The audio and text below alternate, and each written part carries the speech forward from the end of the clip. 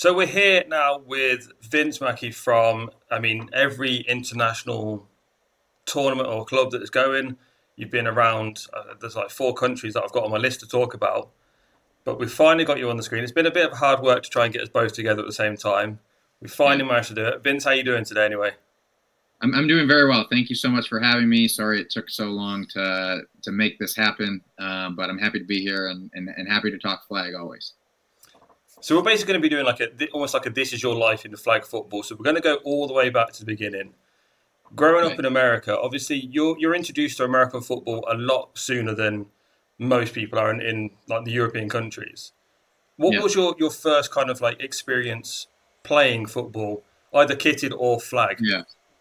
So I never played tackle football in my life. I played soccer growing up. Um, I loved football. I dressed up for Halloween as the quarterback of the Green Bay Packers like every year, and I always loved that. But my parents didn't want me to get hurt. They weren't actually so worried about concussions as they were about like a permanent knee problem if I were to like tear something. So I never played tackle football, but I always enjoyed playing football in the backyard, football with friends. We'd with the neighbor kids. Like you said, everyone just kind of plays. So we'd go, we'd play football, touch, tackle in the grass, or I got a few teeth knocked out by my older brother tackling me on the cement. So yeah, it was always kind of a part of it. And then I think the flag stuff really happened after I moved to London after university. So obviously, so you moved to the UK. What was the reason that you've given up like the American sunshine and come to the wonderful tropical weather of England? What kind of brought that on? Yeah, so I wanted to get the whole international experience, and my plan was to come and work for 2 years, get the international experience, and then move back to the States. Um, and I thought, I didn't speak any other languages, so in terms of working in finance, which I do, my option was basically London. So I came to London. The intention was to be there for 2 years, pick up a British accent, and then move back to America and pick up all the women. And then after 10 years, I still sounded like this, and I finally threw in the towel and gave it up. So you're walking around London. How did you find American football in London? Yeah, so I used to. I worked for a company that was based in Chicago. I worked in their London office. So we had about half of the employees were expats like myself. And so through them and their network, I started to throw just like pick up Sunday games. We go to I think it was Hyde Park, and every like maybe once a month we go. We play a game of touch football, and then go to the pub and drink, and then watch the NFL after. I'd host people in my house, have a bunch of food, and that was fun.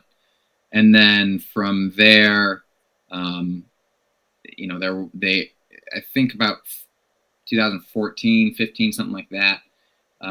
There started to be a rec league in the UK or in London, in like the same way that they have rec leagues just for like playing soccer or basketball or whatever.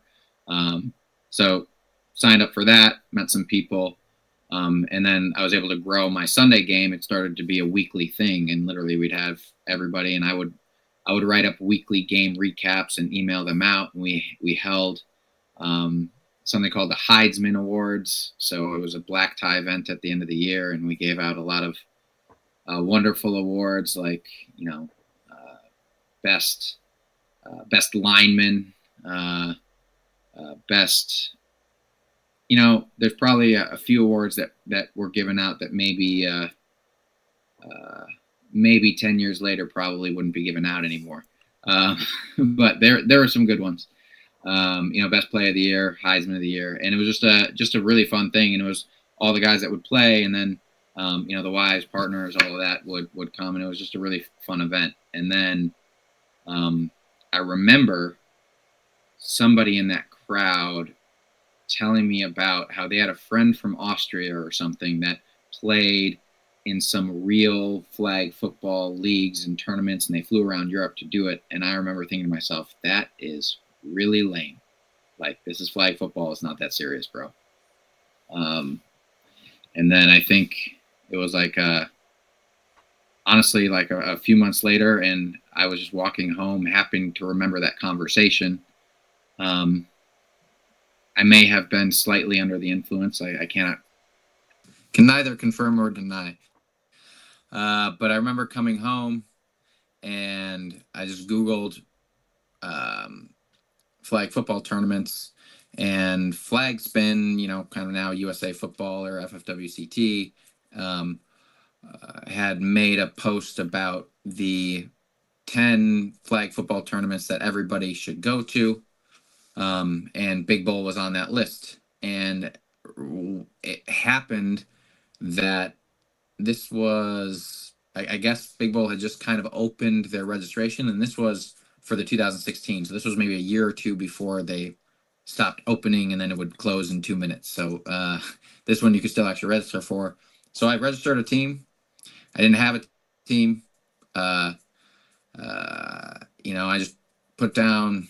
I don't even know if I put down a name at the time, and signed up. And then I sent out an email, and I thought to myself, well, before I sent out an email, we need the best players Sunday league, but we also, we're about to take a trip with a bunch of guys. These are guys I need to want to hang out with, and so not just the best players, but we need the best lads.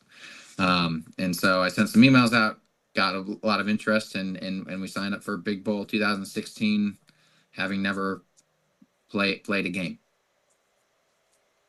I mean, to have Big Bowl as your kind of your first like properly competitive tournament or outing as a team is quite a big one. So I mean, the guys you took over, I mean, how many of those do you know from what was the start of like the Buttonhookers and teams like that? Yeah. So yeah, Big Bowl was the first tournament. That was the start of the Buttonhookers. And even the name came around because we had made the jerseys, and as I was putting words across, people had given me some suggestions, and hookers looked really clean across the chest. We thought Buttonhookers worked as a name, obviously a good little football pun. And then we went there, and I think I must have really annoyed Benji with all my questions going in. Like I really didn't know what to expect. I was like, what rules can we self-snap? Because in our regular games on Sunday just for fun, it would just be like you see outside, ready, set, hike, you're snapping to yourself. There's someone counts to 5 before they rush you and all this sort of stuff. So I was asking him, do we have to bring our own flags and everything? And I think he seeded us as essentially like the lowest seed in the entire tournament, because based on all these ridiculous questions that I was asking, that in hindsight I understand how bad they are. That was that. But we ended up winning our group and going to playoffs, and that was fun. I mean, is it like the fairy tale ending on the Big Bowl story for your first ever one that you walked home with a massive trophy, or did it not quite go that way?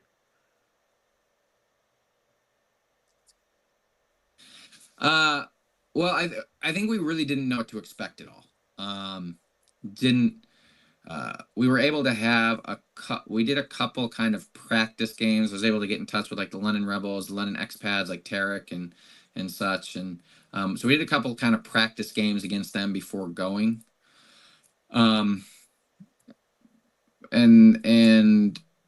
so we didn't really know what to expect.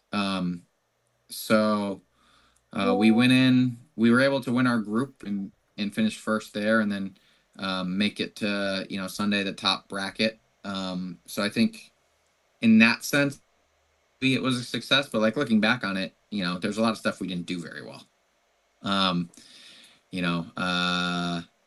But I think what it gave us is we came back from Big Bowl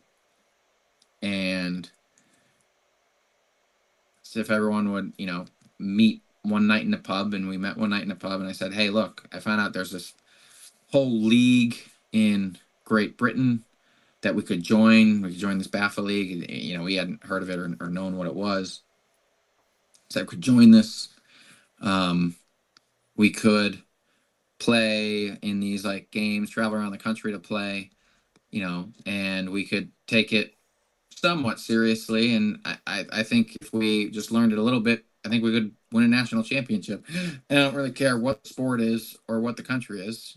If you have the ability to say you're national champion, I think that's cool. So I kind of proposed that to the guys, and people were in, and it was very clear that we're like, look, we're not going to sit here and practice, because a lot of the guys were 30 plus years old, married, kids, whatever. They couldn't be bothered to practice multiple nights a week. We just said that going into big tournaments or going into big weekends or playoffs or whatever, we would get together. And so we probably would practice 3 times a year, get together, and it would be a serious thing. We would watch film, we would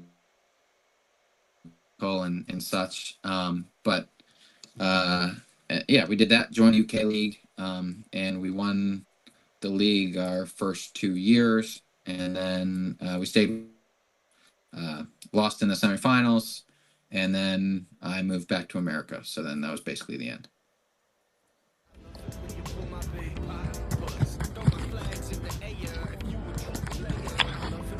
So the dummies trying to run me, don't try to do nothing funny. You've gone from a few guys in a random pub meeting to going to Big Bowl to joining the league to then becoming the GB quarterback as well. I mean, how did that jump kind of come across as from your side? At what point do you think, I'm going to go to the trials as well? I'd always, like, even when I was playing as a kid, I'd always had an arm that was better than most of the people, I would say. It would generally be better than, like, if there were 20 of us playing, my arm would be one of the top 2 or something. And so when I found out about this, I just thought this was like the coolest thing ever. You could go and be you could represent a country and play in a World Cup and play football. And as much as I love football, I never really wanted to get hit. And certainly, we started playing flag with Buttonhookers when I was 30. So certainly at that age, I wasn't about to just strap on some pads and for the first time and take some hits. Maybe there's some other. I'm sure there are plenty of other people that are tougher than me in that regard. But for me, it was just like, wow, this is a really cool, interesting opportunity. And it was a matter of just like looking around and seeing the level that was and just saying, I think I can do that.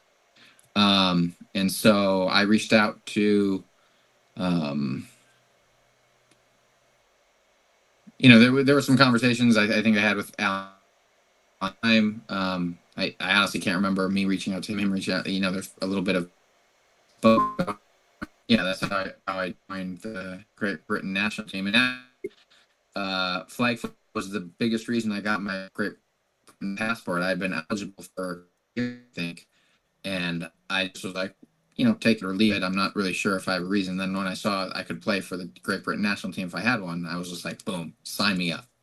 So you've got your British passport. You're decked out in the red, white, and blue that you may not have thought of when you were playing as a kid.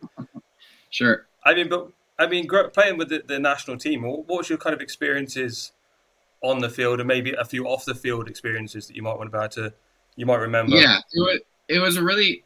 I think I have a kind of interesting is the wrong word. In some ways, like not the best international career, not because of any experiences with anybody. Just really, like, I loved the time with the guys. I loved being there. I still, I'm still great friends with a lot of them. Still keep in touch and talk with a lot of those guys all the time. But I had kind of like an interesting situation. I became the quarterback in 2017, and the day that I was supposed to fly out, that we were flying out to play in the Euros in Denmark, I got a call like in the middle of the night, like the night before or whatever, and my uncle Vince, who I am named after, was shot and killed. So I literally called Alan Young and I said, I need to fly home. So instead of going to the Denmark Euros, I missed those, and I went home. It was a bad situation for everybody. It's a terrible situation for the team. It's terrible. Obviously it was a bad situation for the family. So we missed that, and then we didn't end up going to 2018 Worlds.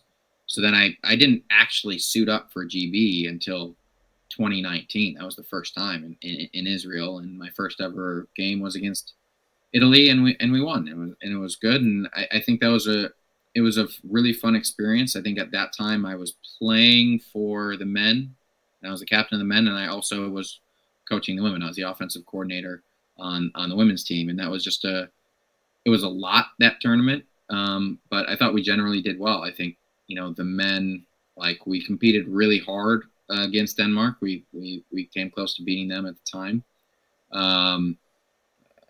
And then we had a game against France in the group stage where they beat us pretty handily. And then we did a lot of work to scout. Joe and myself were able to get some info on them through some other contacts and go through and study some film. And then I know, Andy Gibson and Archie and a lot of those guys went to the room and they studied really, really hard and came back out, and we played France, and we played them really, really tough. And we scored, gave them the ball back with 14 seconds left, no timeouts, and they came down and they essentially hit a Hail Mary from midfield on the final play. So that was a really heart-wrenching loss. But I think we were really proud of our effort, and it was, it was tough because I'm not sure if Great Britain, when the last time the men's team has actually won a first-round playoff game. And so that was, we were really close then, and unfortunately it was just, one of those plays that sucks to be on the other end of. But that was it was a really good experience. And then obviously on the women's side, we beat Austria, literally right after that, to coach the women in our semifinal game against Austria. And we, gave them their first loss in however many years and made to the final. So it was this crazy pull of emotions. It's it was you're sitting there with Great Britain men, and you're we beat Italy for the first time. A lot of work to go from losing to France by 3 or 4 scores to should have beat them. We're in a good situation to beat them, and you lose on a Hail Mary. Anytime you lose on a Hail Mary, you probably should have beaten the other team. And so that was maybe it's unfair to call it a Hail Mary, but it was they were on their own half of the field and in one play. So we're from their own half of the field, I should say. And then so it was going from that, and then on the women's side being this huge breakthrough, and had for anyone to beat Austria. I mean, just at that time, Austria on the women's side, Denmark on the men's side were just the gold standard, would always win. So knocking that down, and then I think at that time, in some ways, on the women's side, we were a little bit, and I don't think I did necessarily the best job as a coach. Maybe we as a coaching staff didn't do the best job of making sure our players then were we just beat Austria, but the job isn't done. We have one more game. And I think we played amazing in that Austria game. And I don't think we played amazing against Spain. And not to take anything away from Spain. They were well coached, did a good job. But that was it was just a really intense tournament on a number of different levels. A lot of roller coasters of emotions. But I'm really happy for the ladies. Obviously, they got their revenge. Was it last year? And we're crowned European champions. And so that was my, then playing for Great Britain. I'm there 2019. I'm expecting to go to the World Championships in 2020, and then we have COVID, so then it gets pushed to 2021. And then, we're one of the couple teams that decide not to go. So we didn't end up going, so miss out on that. So was like I was the captain and quarterback and played in one tournament. So I think that's, I loved my time with the guys, and I can't say enough for, I'm really grateful for the opportunity from the coaches, and I think they, especially on the defensive side of the ball, have really been just building, and they become that group has become really, really smart and really intelligent, and scouting a lot, and just really learning the not the mechanics, but like the analytical part of the game, and the strides that squad has taken from, when I was there to now is something I'm really excited about. I'm really excited for them about, and I think that's a great thing. So it's I guess to sum it all up, there were a lot of guys that I loved. I love spending time with. I love spending time with all the guys. I love the opportunities. I love the opportunities to compete. I just wish that I would have had more opportunities to compete over that amount of time. And that's not to blame anybody. It's just a series of unfortunate events more than anything else.